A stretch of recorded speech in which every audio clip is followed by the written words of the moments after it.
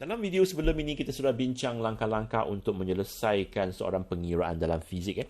Dalam video ini saya akan bincang 4 contoh lah ya bagi gerakan dengan pecutan seragam dan bagaimana kita menyelesaikan soalan-soalan itu dengan menggunakan 4 formula ini ya.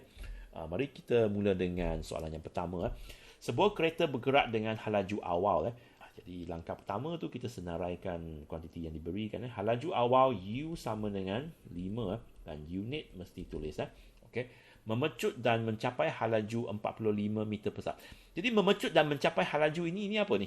Kita tengok unit dia. Unit ini adalah halaju. Okey, unit bagi halaju maka dia adalah halaju lah. Ini adalah halaju awal maka yang itu adalah halaju akhir lah. V sama dengan 45 meter per saat. Dan pergerakan itu mengambil masa 5 saat. Jadi T sama dengan 5 saat. Dan dia suruh kita cari pecutan. A sama dengan apa? Ya. Okey. Jadi S atau sesaran tak terlibat. Tak ada sesaran dalam kuantiti di sini. Maka kita pilih formula yang pertama lah. V sama dengan U tambah AT. V ni 45. U 5 tambah A tak tahu, T adalah 5. Kita pindahkan 5 ini ke sebelah kiri, dia akan jadi 40 lah. Okey, 45 tolak 5, 40. 40 ini 5A.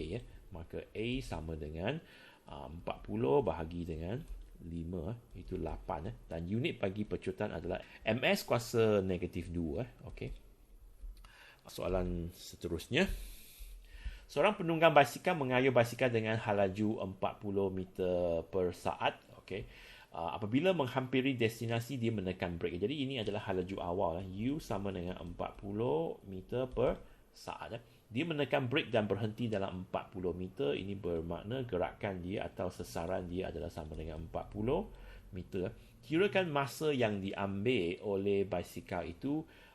Disuruh cari masa dan dia kata basikal itu berhenti apabila dikenakan brake. Berhenti bermakna dia halaju akhir dia kosong lah. Okey, halaju akhir adalah sama dengan 0. Okey.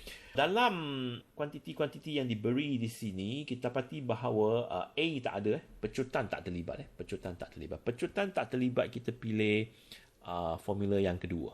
Okey. Jadi S sama dengan setengah U tambah V T. Okey.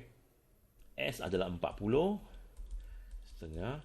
U ni sama dengan 40 juga. Ya. U pun 40.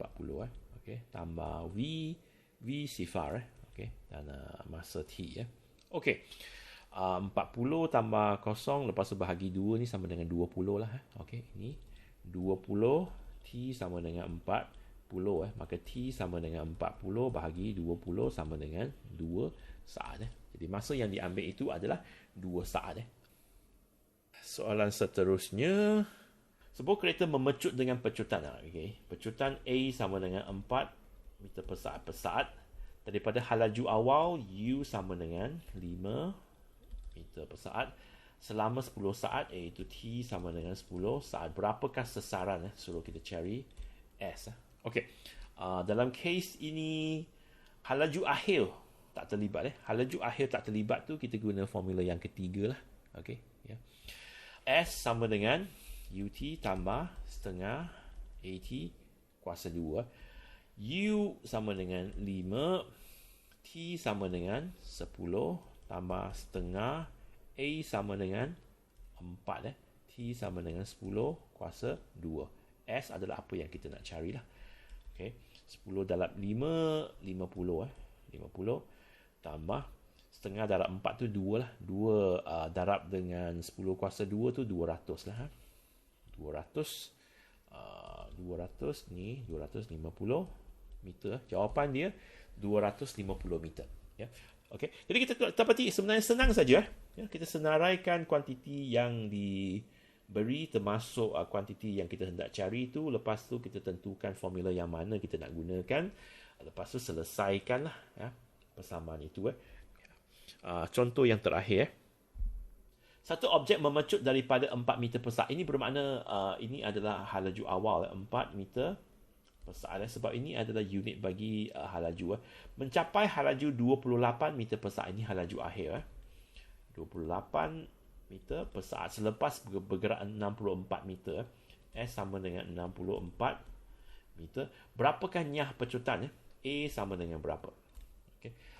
Kalau dia suruh kita cari nyah pecutan, kita masih menggunakan pecutan untuk mencari nyah pecutan tu.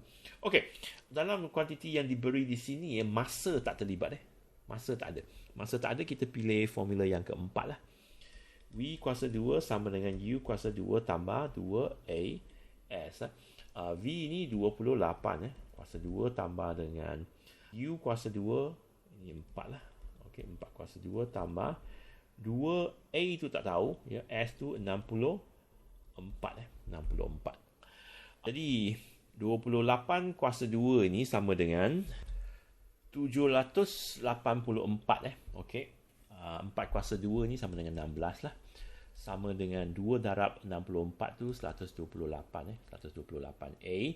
Jadi A sama dengan 784 ini kalau tolak dengan 6 tu, dia akan sama dengan 768 Okey, 768 bahagi dengan 128